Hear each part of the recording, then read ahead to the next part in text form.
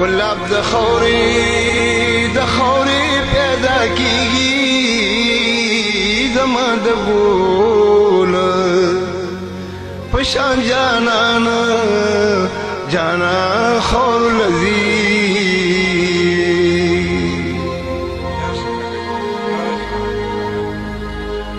او پمال آباد کباد دنیا لگی نو دیار پا قبر او سپیلنی بازی وخی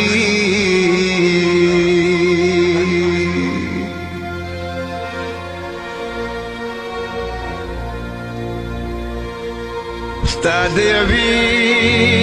یوی روزی خنداوانو